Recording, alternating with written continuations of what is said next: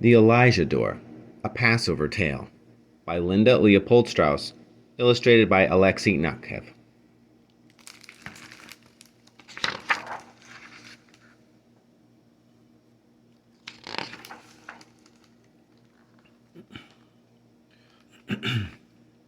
Many Passovers passed in side-by-side houses in a small village that was sometimes Poland and sometimes Russia. The Lipas and the Galinskys raised their children, pulled their beets, and shared their holidays almost as one family. For years, the villagers had known that one day little Rachel Galinsky and David Lipa would marry, and the Galinsky and Lipa names would be truly joined, but no more.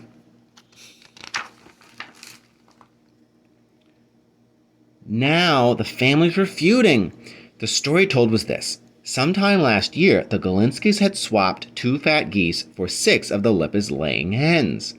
Maybe 7. No one could agree on the exact number, but what was certain was that right after the swap, the 2 fat geese had died. An accident, you might say? An act of God?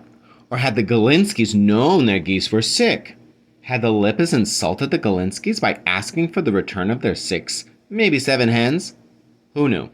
But sometimes, in a small village, such arguments, however foolish, take on a life of their own.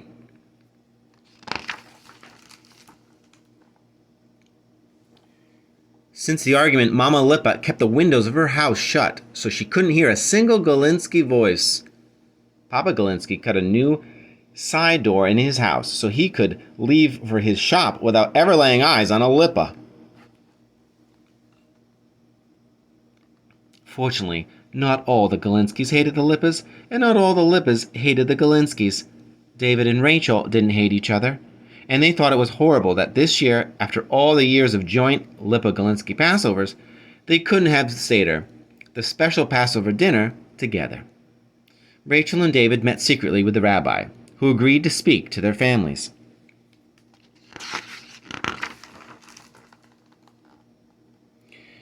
"If you'd only sit down at the same table," said the rabbi to the Galinskys.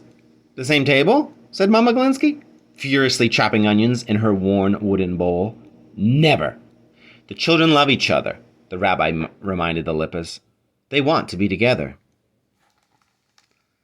"Forget the children," said Papa Lipa, angrily mopping his brow against the heat in his closed-up cottage. "What about my geese? What happened to that Galinsky promise?"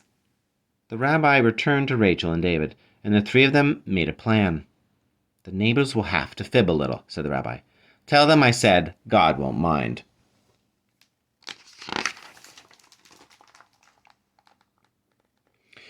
The next day, Mr. Schneeman, the cobbler, burst into Papa Galinsky's tailor shop. "Oi, Mr. Galinsky," he said. "Such a thing. Mrs. Schneeman hurt her wrist and can't even stir her soup. Could you find it in your heart to have us at your Seder?" Of course," said Papa Galinsky. "Come both nights. You'll be our guests of honor." "Ach, Mrs. Lipa," said young Mrs. Figowitz, walking up to Mama Lipa's vegetable stand and folding her hands peelingly over her large belly. "I'm afraid I'll have this baby in the middle of Passover dinner. Can I send Figowitz and the twins for Seder?" Of course," said Mama Lipa. "Both nights, and you can come too. If the pains begin, we'll all lend a hand."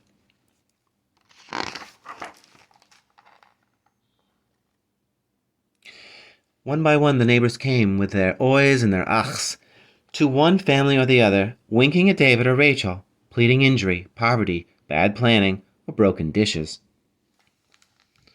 Of course," said the Galinskys and the Lipas. "But where would they put everyone?" "Not to worry," said the neighbors. "We'll bring chairs. We'll bring tables. We'll bring chickens. We'll bring everything."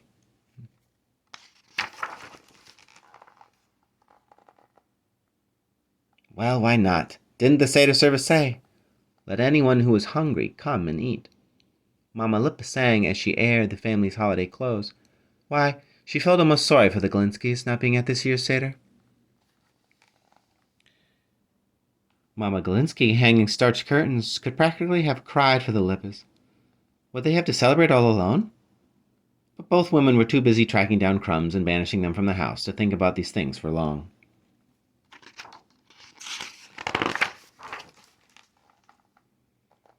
As the sun slid lower in the sky on the eve of Passover, the village got ready for the holiday.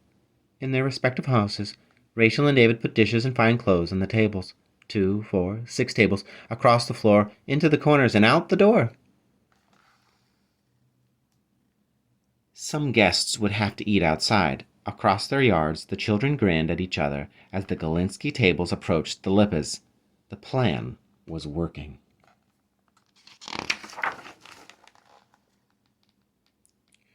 Rachel called her Mama. "Is the sun down?" Rachel flew into the house. "Not yet, Mama," she said, dancing her mother away from the door.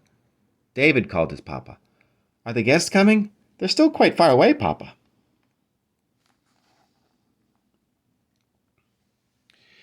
And what was happening outside? In the space between the Galinsky and the Lipa houses, Rachel and David had been busy moving the tables of the two families closer and closer into one long, winding Passover table, laden with silver cups and shining candlesticks and Seder plates. But the tables didn't quite meet yet.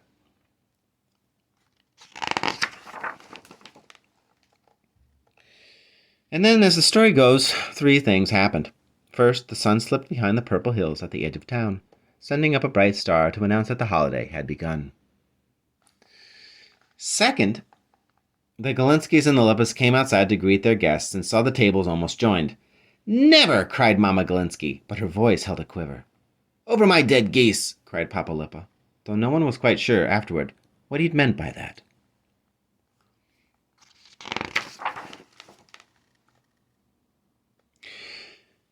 At that very moment, the rabbi and his family rounded the corner, carrying chairs and embroidered pillows at the last holiday table, which they set down carefully between the Galinsky and the Lipa tables, joining the two together.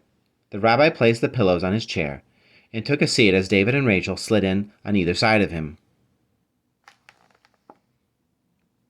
"Dear friends, it's Passover," the rabbi said to the Lipas and the Galinskys. "A time to celebrate the deliverance of our people from slavery. A time to rejoice in our love for each other. We are all Jews, all family. So please, what could the Lipas and the Galinskys do? The rabbi was the rabbi, and it was a holiday." "Baruch atah Adonai," said the rabbi, lifting his wine glass.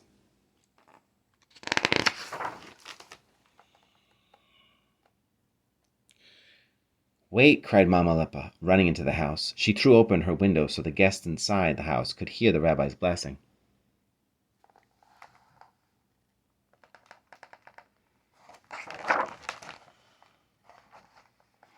And then the 2 sets of parents sat down at their own places at the one long, beautiful Seder table and joyfully raised their glasses, too.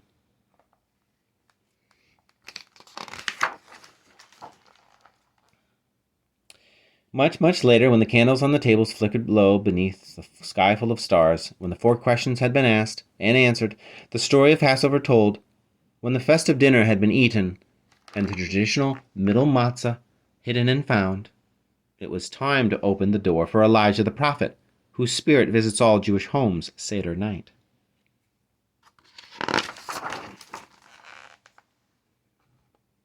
Opening the door and feeling Elijah's presence on the breeze was David's favorite part of the Seder. "But Rabbi," he cried, "how will Elijah know it's time now to come to us?" He looked at the tables, filling the doorways. "The doors have been open all evening." "Except one," said Rachel, grabbing David's hand and pulling him to the Galinskys' old front door, the one not used since the geese had died. "Go inside," she told David, "unlock the door, and welcome the prophet."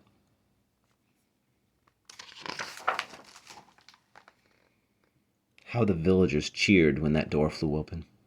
After a few more prayers and songs, mamas and papas began carrying little ones home, leaving tables and chairs behind for the next evening's Seder.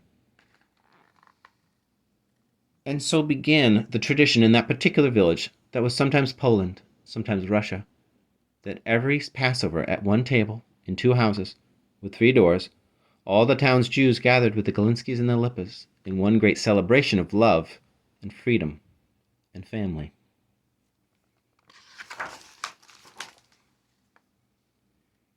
And every year they welcomed Elijah, the prophet, to their Seder through the famous Elijah door.